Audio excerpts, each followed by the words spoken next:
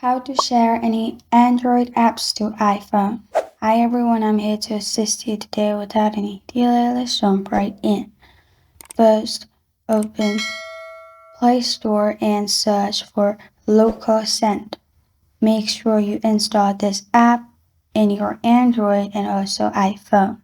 After that, open the app. In your iPhone, click on Receive at the bottom left corner of your screen and Quick Save is on. Then in your Android phone, click on Send at the bottom. Then at the top, go to File. And if you have APK of the file or simply app, you can click on it. After you have done that, it will show nearby devices. Make sure your devices are together. After that, your iPhone will show up in your nearby devices. You can click on it and share the app. This is how to share any Android apps to iPhone.